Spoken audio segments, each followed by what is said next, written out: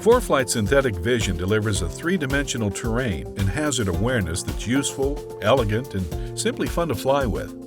Here we're going to go behind the scenes with Malcolm Toon, lead ForeFlight developer for Synthetic Vision, to learn about some of the challenges tackled while building this high-performance hazard awareness tool.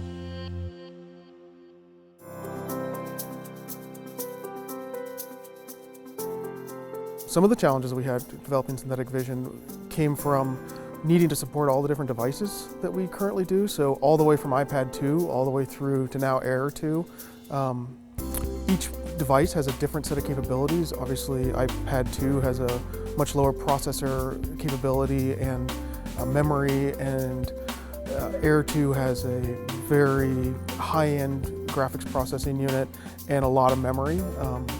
And to try to build a cohesive experience across that wide range of hardware was definitely one of the challenges.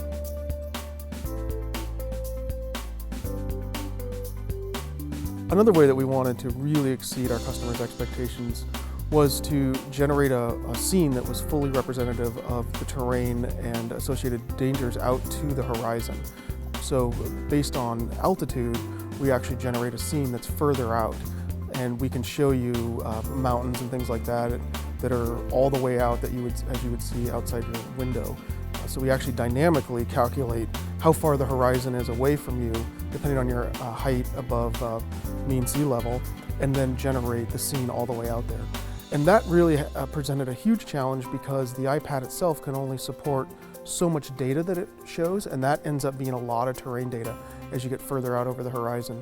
So we had to come up with a way to still represent the dangers, but also be able to live within the confines of the actual horsepower on the devices.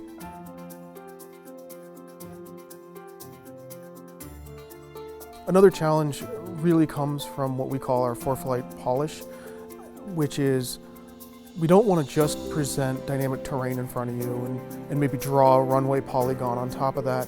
What we want to really do is create an immersive experience for you that's similar to the rest of the app, that flows with the rest of the app.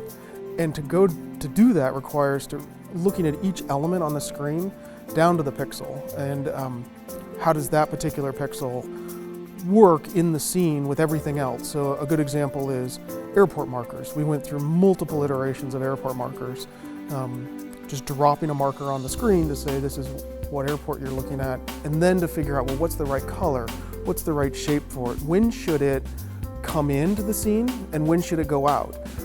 Originally we had the airport markers just pop in when you get to the 10-mile radius. Now we have them come in further out. So after some flight testing, we have them come in at 20 miles out because that made more sense once you're flying. And that is now shown across the entire spectrum of all the markers we show.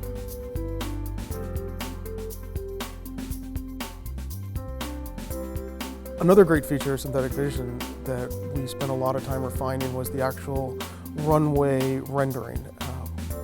We show different surfaces. We show asphalt, we show dirt, we show grass, and we show water. And water runways are unique because they actually typically span the entire water body in which they're associated with. We also show on runways, we show a nice center line, we show an outline around the runway, as well as we found the font that the FAA actually uses for the numbers on the runways, and we encoded that. So now when we generate runway and runway numbers, we don't just use an arbitrary font, we actually use a typeface that is the same typeface that's used to draw the runways on the ground.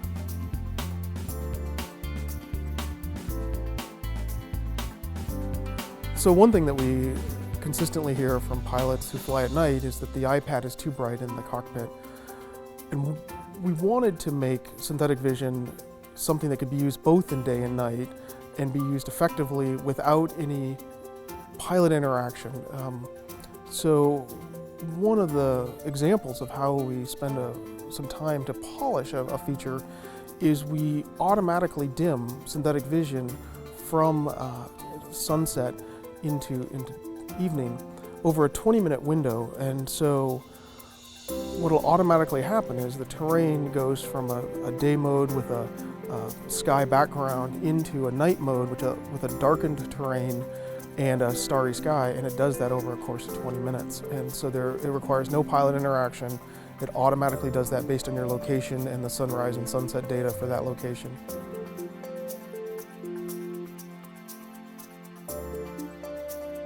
So one of the things that we're very excited about introducing synthetic vision through ForeFlight is its interoperability with Stratus. And by having a Stratus 2 with the AHRS capability, you can get the pitch and roll from the AHRS, from Stratus, at a very high refresh rate. Synthetic vision really keeps up with what's outside your window. So if you're pitched down on approach, or you're in a steep turn or something like that, synthetic vision is keeping up with that. We have a very high refresh rate, is what we call it, on getting the scene out in synthetic vision to represent what Stratus is providing us for data.